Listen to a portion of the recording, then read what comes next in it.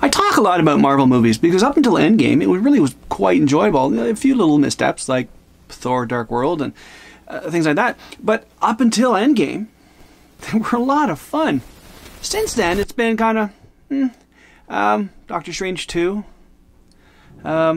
Thor, Love and Thunder.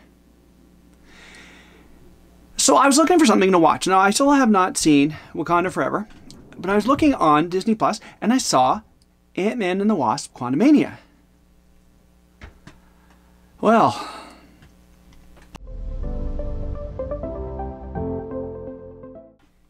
greetings, Dave here. DCP Effects. Yes. Up here in Canada, it's today. I'm recording this late, so this is coming to you later than it normally does. Really, the start of summer is Victoria Day long weekend, which is today, Victoria Day. And I just thought, it's summer, let's kind of get a little bit of sun on my face. Anyway, I watched Ant-Man and the Wasp Quantumania.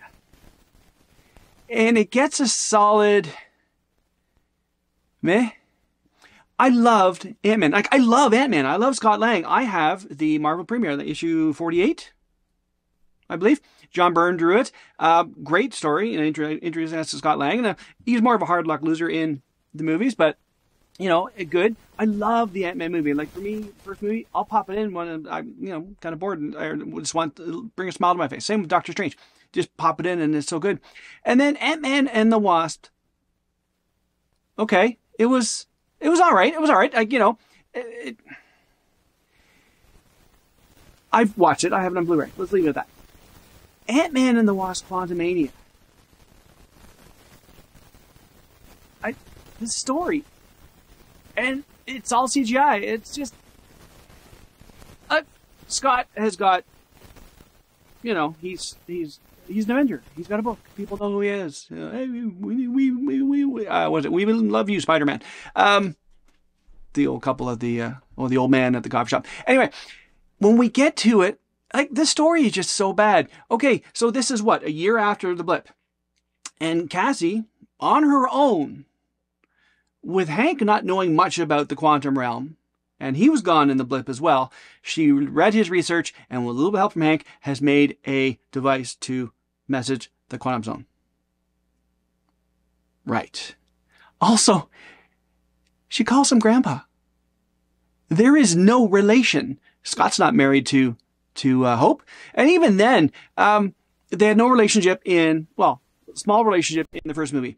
They were fighting in the second movie, and suddenly they're in a relationship. She's running the thing, and Scott's daughter is calling him Grandpa. Anyway, my wife put this really the best. She said the character of Cassie was so annoying that as you went through the movie, she didn't care. Oh, Cassie could die. Okay. It just, there was no character development for anyone in the movie. You know, Janet comes out as a badass and had this whole life that suddenly she didn't want to talk about, but then suddenly had to. There's no character development. Scott is Scott. Hope hasn't changed at all. Cassie hasn't changed. Hank didn't really even need to be there. He had, what, 5 minutes worth of screen time, 10 minutes worth of screen time. He didn't really need to be there for much of anything. And it just... And I'm a huge fan of these characters. I was like... So, all I'm saying is, I think, for me anyway, the Marvel Cinematic Universe sort of ended at Endgame, and now they're sort of throwing stuff out and see what happens. It's not enjoyable. And a lot of people are going, oh, I love Spider-Man No Way Home. I'm okay with it. It wasn't a favorite of mine. But then, you know, this is my personal choice, my personal preference. Like, for me, because all this junk is coming out recently, I've spent the last couple weekends watching, like, trilogies. Like, 3 weeks ago, I watched all the Oceans, 11, 12, 13. And then last weekend, or 2 weekends ago, I watched Back to the Future, 1, 2, 3. And this weekend, I'm at Indiana Jones, because we have the reports of the movie 5, The Dial of Destiny, and it's not sounding very good. And my friend Larry put it best. He said, I can quote anything from Raiders 1. I can quote almost anything from Raiders 2. Raiders 3, I can get about half of it. I don't know anything about Crystal Skull. Crystal Skull was a terrible movie. And I'm thinking that's going to be The Dial of Destiny as well. Like, you could have just left it at 3. So at this point, I'm at the last one. The Last Crusade. I'll watch that tonight with my wife. We're going to do that because we did Raiders and then we did Temple of Doom yesterday.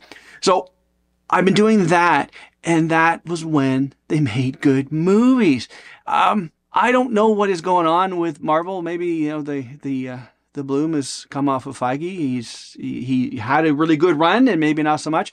And even some of the rumors I hear about Fantastic Four, which I love the Fantastic Four. Adam Driver is Mr. Fantastic. Pass. I don't like Adam Driver. I didn't like him in Star Wars, and I haven't really seen him in anything else. I don't like him. He's not Reed Richards to me at all. It's just much like Miles Teller wasn't Reed Richards. Ewan Griffith was okay, but John Krasinski in Doctor Strange, he was perfect. I don't know why they aren't going down that path, but there you go. Maybe he's getting a little bit too old for the part. So that's just my take on Ant-Man and the Wasp: Quantumania.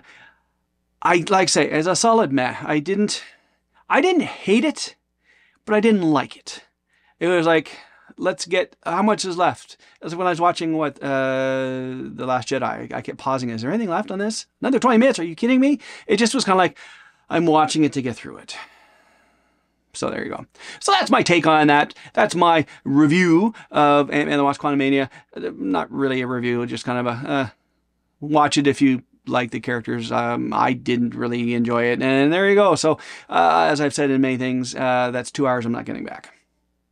So that is the video for today. Everyone have a great day. I'll talk to you all.